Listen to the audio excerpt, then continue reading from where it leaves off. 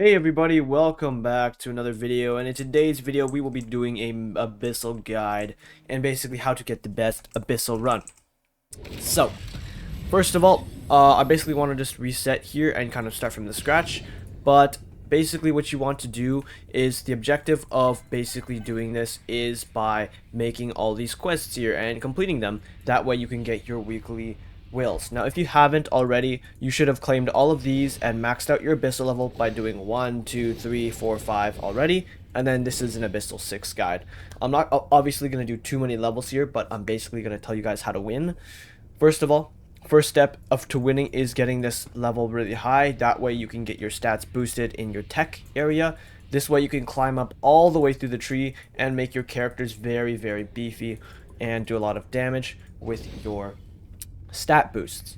Now, not only this, you obviously want to check the character pool. The character pool is currently glitched and it will be fixed eventually, but of course these are mainly glitched a lot of the time. So, there's that which you have to worry about.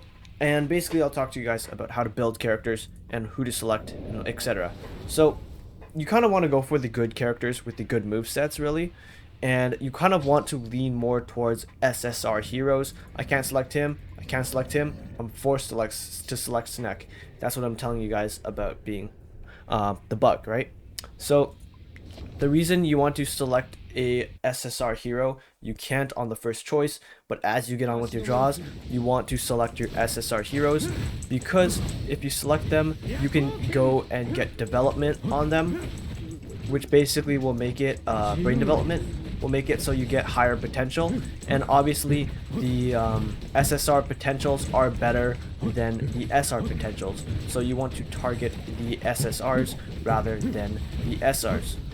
Now I just gotta quickly clap everybody with what's his name, Snack here. He's a really bad character in terms of like fluidity. Like, this guy just does not he's just good on AI, but I just cannot run this guy for shit. But here we go, we're just gonna quickly clear this guy up like that, and then yeah, so we did that, right? We finished the battle, and now we're gonna get our 100 points or whatever, and we're gonna spend this really good here. So here, of course, you want to go for more offensive cards, so that means Penetrating Eye or a Mind Reader. I'll go for Penetrating Eye here.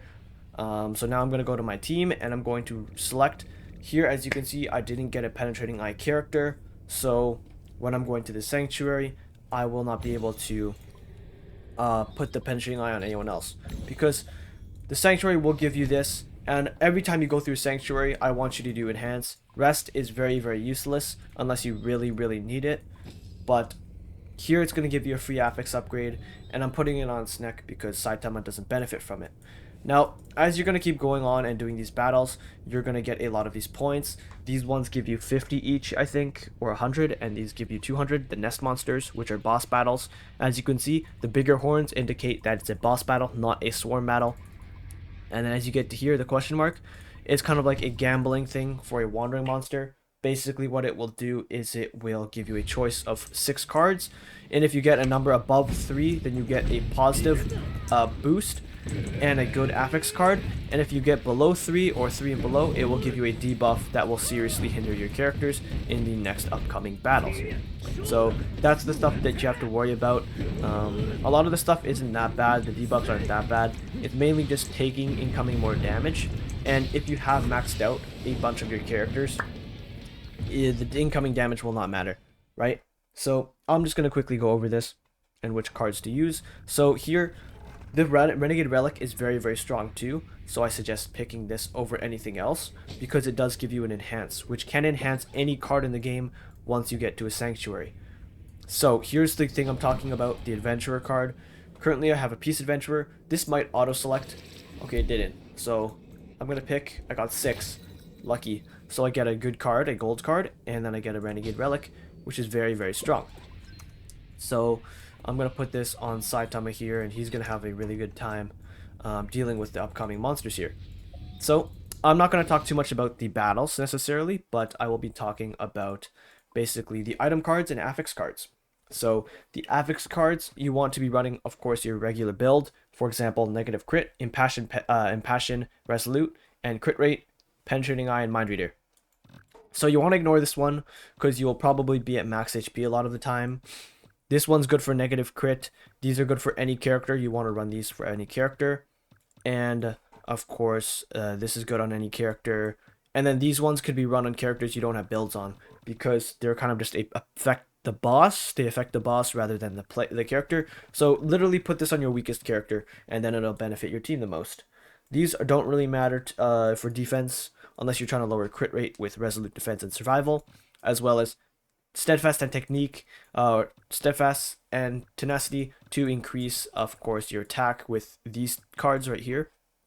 For example, you get more type attack per HP or more type attack per defense, right? So as we go on here, we're gonna see these. Of course, if these do damage or give you immunity, then it will be very strong. This gives you super armor, so you never get knocked, which is actually very strong. This is very strong. This is very strong. These three should be used all on your main character.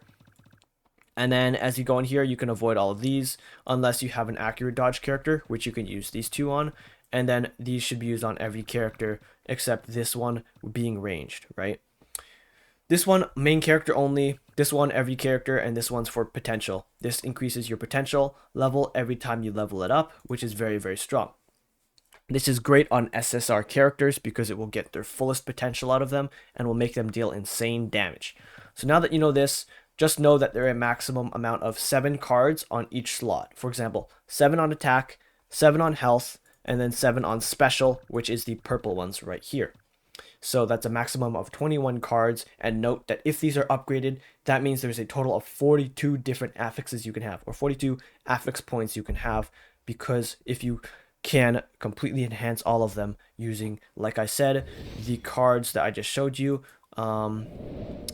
Where was they? I already redeemed them, but they were called the Renegade Relics, and those give you more redemption points to upgrade your cards in the Sanctuary. So, now that we know this, the item cards will help you as well. All these gems are needed. Okay, if you encounter any of these gems, take them. Take them all. Take them all. This will be good on your very final battle. Stack them all up as well. They don't stack, but the different colors, of course, do. So for stability crystals and these ones, you'll get a choice of a crystal at the start of the match or the battle when you're selecting characters. Always select the one that deals the most amount of damage. Ignore all the other ones. As well as the sand piles, you should select this one or this one. Okay, these are the most amount of damage. I prefer this one because you get more attack if you have the same attack type on your team, but go for this one if all your characters are diversified, like for example an assault, a technique, an overpower, and a morale, right? You'd want to run this instead of this one. But if you're running a mono team, for example all morale, run this sand. These ones are also pretty decent for the bosses, but these ones are very strong. These ones are very strong as well. But these are mainly if you want to use debuffs. So yeah, these are basically just run around the debuffs, for example, Doom Shock, etc. And the Doom series, like I said, here is a very, very good series. They will destroy the bosses. So if you were going to use these on every run, go run these. Why not, right? As well as there's 2 gems. These gems is alright. It goes hand in hand with the skulls, but you mainly want to use Luck Gem if you get the chance. But Sand is worth more than your Luck Gem. But if you do get Luck Gem and nothing else, choose it. It will give you an 100% crit rate if your crit rate is above 30%, which is very, very strong. Ores, these are very strong if you are putting on a bunch of cards at the same time on one character, because it will basically make them deal more attack. It will basically deal more attack, and it'll basically deal more total attack stat if you have more cards.